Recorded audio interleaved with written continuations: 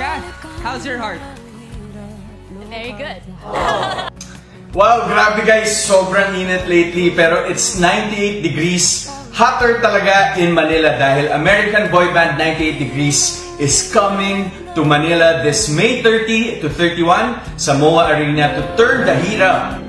From the singers of hit songs Because of You, The Hardest Thing I Do, and Invisible Man, get ready to watch 98 Degrees perform these songs live. Tickets are available via SM Tickets. Get yours today. See you guys there.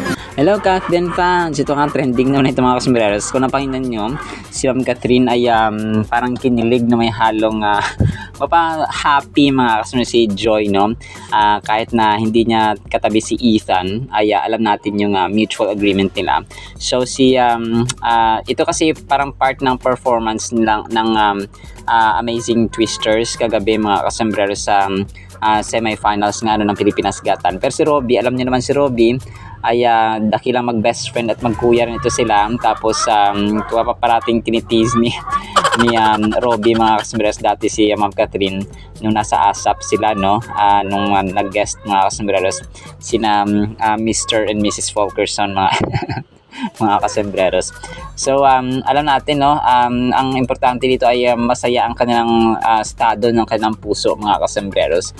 Bilang mga fans ay yun ang pinaka-significant na thing para sa atin na nakitang masaya at nag-enjoy lang sina Mr. and Mrs. Fulkerson mga kasombreros sa parting ways or parting moments or parting seasons nila ngayon mga kasombreros.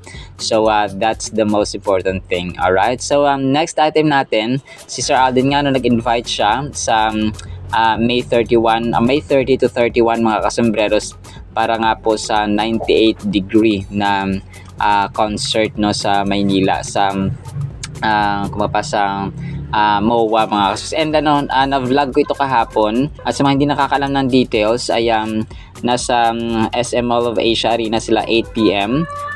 Tapos ang tickets ay sa SVIP 15,000, sa VIP naman 12,000, sa lower box premium 10,000, lower box regular 7,500, sa upper box naman ay 3,000, tapos general admission is 1,500 mga kasombreros. So magaganda actually ang kanta ng 98 degree, no? Yung I do cherish you, ganon mga kasombreros. And then ito, sobrang kulit itong story ni Sir Alden. Parang sabi niya, huy, yung aso kasi parang nagbukha siyang sobrang tawang ako dito mga, parang wig yata ito ng aso or merong gantong aso tapos ginupitan nila. So sobrang nakakatawa mga kasombreros yung kanyang dito, yung kanyang hairdo mga kasombreros ng aso. So sobrang Sir Alden napapost din siya, sabi niya, huy, sabi niya ganun. So parang nakakulitan din si Sir Alden mga kasombreros.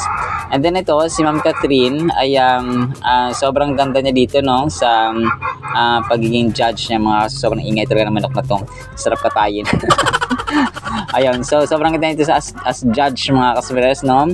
Tapos si Sir Alden, syempre Monday bike, Monday cycling mga kasombreros sa kanyang Pops Alden. So dumaan din siya dun sa Kalayaan Bridge mga kasombreros. Black naman yung outfit ngayon ni Sir Alden mga kasombreros. And then ito, sobrang ganda ng prayer niya, no? Sabi niya dito, Dear God, thank you for helping me to put off anger and for guiding me toward peace, as your word says in Ephesians 4:26. Help me not to sin in my anger, but to handle my emotions in a way that honors you. Teach me to put off my old self and to put on the new, walking in the love and grace that reflect your character. Guide my words and actions today so that I may demonstrate kindness, patience, and love to those around me. In Jesus' name, Amen. Amen na amen nga, Sir Alden. And then ito, another verse na pinost niya mga kasombreros. Talagang nakakatuwa kapag nagpo-post Sir Alden. So talagang ako ay alam niyo naman, no, tayo po ay addict sa Word of God mga kasombreros. Glory to God. Sabi nito Galatians 4:7, you are no longer slave or a slave, hindi tayo alipin ng kung ano man dyan na kasalanan or something, but a child of God, and since you are His child, you are made also an heir. So, tagapagmana mga kasmas. Grabe no? Tagapagmana. Hindi tayo tagapagmana ng utang ha. Huwag natin i-claim yung mamanahin natin yung utang mga kasambreros. So, mga tao kasi pinag-aagawan yung kayamanan pero yung utang at hindi na. So, kailangan nating magmana ng kaharian ng Diyos mga kasambreros. And another verse, no, nag-post ulit siya mga kasambreros. Sabi niya, hindi siya actually verse, no, reminder. God is with you, God is for you, God sees you, God hears you, God knows you, God cares about you, and God loves you. Amen and amen. Punong-puno ng pagmamahalang yung Pops Alden. So, ayos na ayos ang kanyang heart mga kasambreros. Grabe no? Thank you Sir Alden. Thank you God for your life. And then ito, nag-post din siya no ng parang hindi ko alam kung Canva painting ba ito yung ganito, canvas painting, parang ganun mga kasambreros, or charcoal painting, kasi parang nakabike siya, tapos lang siya no, alam niyo yung mga sikat na pintor, kahit na parang akala mo parang walang meaning, parang hindi gaano maganda, pero mahal ang presyo, no, ganun minsan sa pagpe-paint mga kasambreros, lalong-lalo na kapag isang dakilang pintor ang gumuhit or ang gumawa ng obra maestra mga kasambreros. And then, so yun, that's actually it sa ating Kathleen item. So, team panatag tayo mga kasambreros.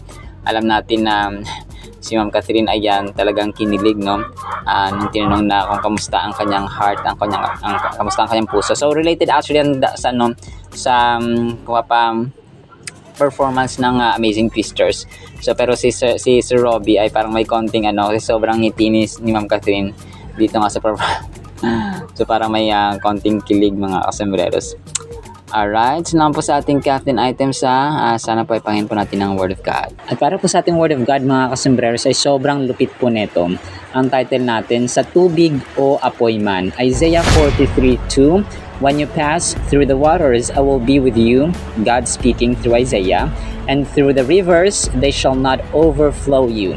When you walk through the fire, you shall not be burned, nor shall the flame scorch you. Napaka-the best at napaka-powerful na declaration ng ating Panginoon mga kasambreros sa pamamagitan ni Propetang Isias mga kasambreros. And yung verse na Isaiah 43:2 mga kasambreros is about God promising His guidance and protection through the trials and challenges of life.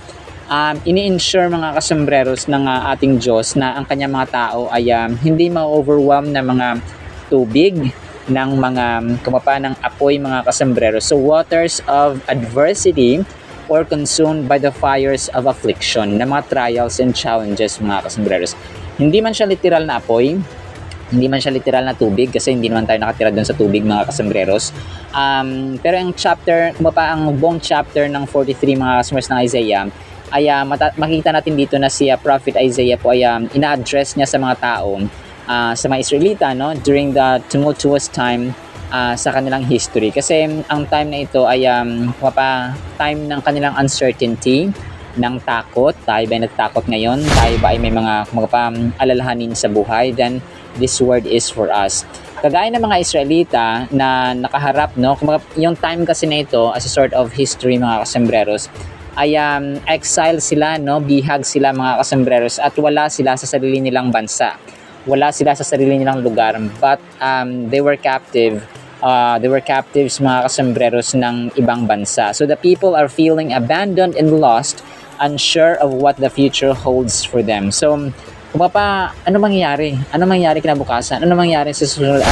Paano nang kakainin namin? Ano naman ang pambabayad ko? Ano naman ang... So, marami, no? Just like Israelites mga kasambreros, tayo araw-araw ay may kinakaharap na problema, whether small or big mga kasambreros. In this particular verse, Isaiah reassures the Israelites that even in the midst of the trials and tribulations, God is with them. God is with us mga kasambreros. So para siyang nag-paint, no? Para siyang nag-drawing ng isang napakalinaw at napaka-vivid na picture na ang Diyos nila, ang Diyos natin na nalikha ng langit at ng lupa ay ang protector at ang savior natin no matter what circumstances. Yung tubig kasi, di ba, pwede tayo malunod, sa apoy naman pwede tayo masunog. So yung dalawang elemento na ito mga kasambreros ay nagre-represent ng ating samot-saring trials at challenges ng buhay. Kumaga pangalanan mo lang, no, name it all. Maaring sa trabaho, sa eskwela, sa panggastusin sa araw-araw, paano makakapunta sa ganito, paano may tatawid ang ganito, paano makakapasa sa ganito. So lahat-lahat mga kasmas. And Prophet Isaiah is reassuring us one more time ng powerful message depicting a scene of God's unwavering presence and protection amidst the chaos and uncertainty. So marami sa atin ang naguguluhan. Absolutely, no? Absolute mga kasambreros, definite. Ang verse na ito ay a reminder sa atin na kumapay ang protection ng Panginoon na hindi siya nagbabago. Kung kumapay yung mga firemen natin, yung mga policemen natin, na peacemaking bodies, yung ating mga kasundaluhan, no, natutulog yan sila, but ang Diyos natin ay hindi. The imagery of passing through waters or walking through a fire evokes a sense of difficulty and struggle. So yun nga, no, para siyang metaphor explanation or metaphor reflection, metaphor example mga kasambreros, na ang apoy at saka ang tubig sa ating buhay ay nagre-represent ng samot-saring problema na kinakaharap natin. However, God promises to be with us every step of the way, ensuring our safety and guidance. May mga times talaga na madadapa tayo. May mga times na matitisod tayo mga kasambreros, na kahit na nga yung mga professional chefs, yung mga professional na mga piloto, yung mga professional na mga sino man dyan sa any field mga kasambreros, na doktor, no? They also slip, nagkakamali din sila mga kasambreros. So ganoon din po sa ating buhay. However, ang Diyos natin ay hindi. So we find a profound message of comfort and assurance from God to the Israelites during a time of exile and hardships. So tayo po ay exile. Maaring tayo po ay bihag ng takot, bihag ng kawalan ng pag-asa, bihag ng anxiety, bihag ng depression, bihag ng pagkabalisa, bihag ng takot dahil baka mawala siya, baka mawala yung iyong pinakamamahal, yung anak, yung magulang. Tayo po lahat, no, we experience the same situations. Iba-iba lang yung locations natin mga kasambreros. Maaring ako ay dito sa Davao, kayo nasa Manila, nasa Amerika, nasa Germany, kayo ay nasa ang sulok ng bansa mga kasambreros. Pero meron tayong same scenarios but different locations mga kasambreros, same trials and same problems. Magkakaiba lang ng pangalan, magkakaiba lang ng individualism mga kasambreros. Kasi syempre ako si Dennis, baka kayo ay si Martha, baka kayo ay si Mary, baka kayo ay si John, no? And so on mga kasambreros. So what do we cling to in times of trouble? We cling to the promise of God, or that God is with us in times of trouble. So saan ba tayo kumakapit? Saan ba tayo nakaangkla? Doon tayo nakaangkla dapat sa pangako ng Panginoon na hindi nagbabago. We take solace in the assurance that He will never leave us nor forsake us even when we're going through difficult circumstances. We find comfort in the knowledge that His presence provides us with strength and protection, guiding us through the storms of life. So para sa ating application po, take heart, no?